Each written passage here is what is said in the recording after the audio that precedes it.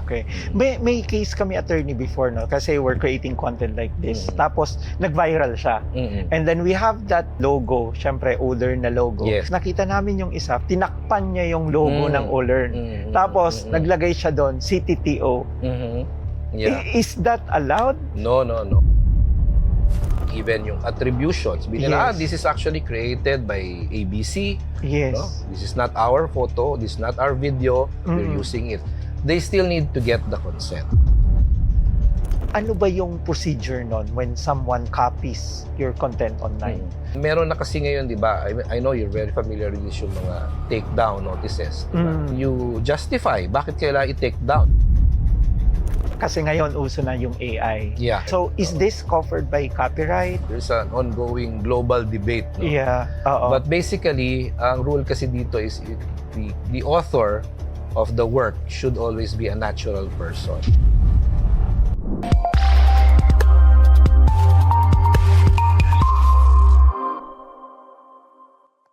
Hi everyone, this is Jerry Ilao, co-founder of O-Learn and Tarkie, and welcome again to O-Learn Insights, where we distill business strategies and tech into bite-sized learning. I'm here again with Attorney Tito Bundang, Managing Partner of SVB Law Offices. Hi Attorney, salamat ulit. Yes. So in the previous videos, we talk about basics of intellectual property, ano yung mga different types like trademark, patent, copyright, trade secrets, etc. And in the second episode, we talk about naman trademarking your brand. So attorney mentioned about inherently distinctive na word or na brand, and then meron ding isang type na arbitrary. So if you haven't watched those videos, please check back our list, no? So you can watch those important videos because marami kayong matututunan doon. Now, in this episode, we'll talk about copyright naman for content, which is, I think, very relevant nowadays because everybody's, kumbaga, producing content. So, attorney, for ngayon, nagpo-post tayo sa Facebook, social media, YouTube, etc. So, what is protected under copyright law for this content? Yeah. Well, all of those will be protected under copyright. No? So, you're talking of content, basically, syempre, yung video, sound, music, those be included. No? So, all of this would be protected, basically covering, as we have mentioned before, na parang original, literary, artistic works, no, will be covered by the protection. And automatic protection, so the moment you've created all this content, that's basically yours na. You can own it. Of course, it's a matter of concern kung meron nagki-claim na iba. No? And you have to be ready lang siguro by way of later on, assuming may mag-claim na iba, of course, you know the history of how you came up with the content kasi sa'yo naman yun. Yeah. Okay. May case kami, attorney, before, no? Kasi we're creating content like this. Tapos, nag-viral siya. And then we have that logo, syempre, O-Learn na logo. Yes. Tapos, nakita namin yung isa, finorward niya, tinakpan niya yung logo ng O-Learn. Tapos, naglagay siya doon, CTTO. Yeah. Is that allowed? No. Actually, that is not a way to escape, no, a claim of, for example, copyright infringement, no? Because that's still infringement. Whether they say that di ba marami tayong nakikita even yung attributions, this is actually created by ABC. Yes. No? This is not our photo, this is not our video, we're using it. They still need to get the consent. Consent is important. No? If they just do that, that's useless. No? That's useless. No? So that will not make them free them from any liability, hindi. No? So that they will still be held liable. Okay.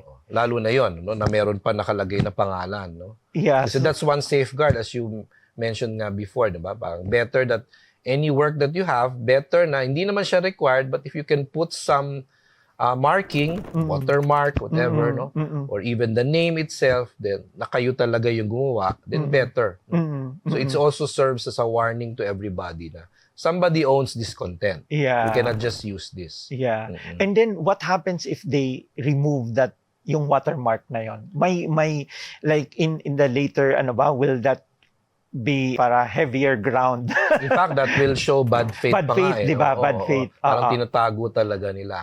So regardless of what they do, basta yung content is pag kinompare mo is substantially similar to your real content, no, to the original content, that's infringement. Okay, na. okay.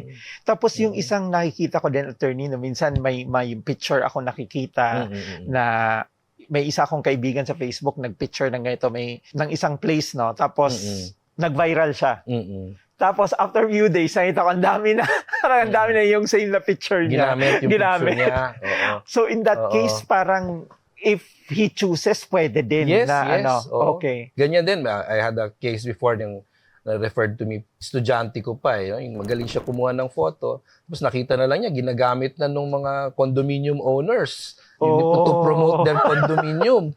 Sabi ko, teka, pwede kang humingi ng ano dyan, ng payment, consideration. Kasi ginamit nila without your consent, di ba? So pwede naman peaceful, you can negotiate, compromise. Bayaran mo na lang ako so much, di ba? Since you use my work. Kung ayaw naman nila, then they're actually liable, no? They're actually liable. Okay. Okay. Okay.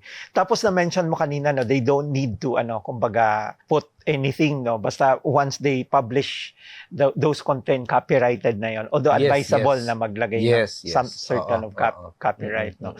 Tapos, ano ba yung procedure nun when someone copies your content online? Well, a procedure in a sense na you want to stop them. The stop. Aside from the usual filing of cases, no, of infringement also, basically copyright infringement. Again, you can choose administrative, civil, criminal, pwede din. And then sending of the cease and desist letters, ganun din yung procedure. Sa iba, meron na kasi ngayon, di ba? I know you're very familiar with this, yung mga takedown notices, di ba? So you can send the notice to the platform, you just follow the procedure of the platform, kung Facebook yan or Instagram, di ba? And then you justify bakit kailangan i-take down kasi kinopya yung this is your original work ginamit sa iba, no, without your consent. Okay. And then there's another one, may procedure na rin yung IPO fill, yung blocking of website and ISPs, no? Parang it is actually the IPO fill. Once you've established your claim, the IPO fill will be the one to notify them, yung mga websites and ISPs, no? Na you have to block itong particular content na to, no? Because this is an infringing content. So may mga ganong remedies which is less costly, diba? Kung take down and yung website blocking, pwede na yun. Ngayon, kung talagang paulit-ulit, the only remedy you have is to file a case. Okay. Okay. And in terms of the kumbaga compensation, attorney, I would guess depende to, no, on the value ba on the copyright. Depends on, of course, marami ng factors to consider, no. Ano ba yung work? Does it affect also your reputation, diba, because of what happened, no? Kung if you're more concerned basically as considered as a well-known personality or a celebrity, then mas mabigat, di ba? Yung mga ganyan. And then yung damage sa'yo, if you can show that, of course, medyo mahirap yon. Pero yung damages kasi pwedeng actual damage, kung nasira ba yung negosyo mo, or pwede ding moral, no? Medyo sleepless nights, nag-worry ka, may anxiety ka because of what happened. So yon. Well, eventually it will still be the court that will have to decide on the amount. You can come up with some figures, no? They can be arbitrary figures, especially for moral damages, exemplary damages. But the final decision is, of course, the courts. No? Okay. Okay. Tapos, yung last attorney, no, kasi ngayon uso na yung AI. And yung AI generates images, videos, etc. Minsan, parang kamukha mo, pero may konting iba, etc. So, is this covered by copyright? Actually, sa Philippine law, and in other law, actually, there's an ongoing global debate, no? But basically, ang rule kasi dito is the author of the work should always be a natural person. Okay. So the same way for a patent, the inventor should be a natural person. So dapat tao. So wala pa tayong rules on on AI, no? So ang mangyayari, if it's an AI created content, basically walang may owner. Parang ganun muna ang understanding as of now. Of course, marami ng issues in the US, in Europe, nagdi-discuss, no, how to deal with this concern because this is a new technology basically, no. But as of now, wala. Yung ibang movements, I've studied on some, parang sinasabi nila, na may possibility na kung yung AI created content ay merong human intervention, na malaki yung participation niya sa paggawa ng content, baka Yun yung pwedeng i-trademark ma-consider, or no, o copyright. ma-registered.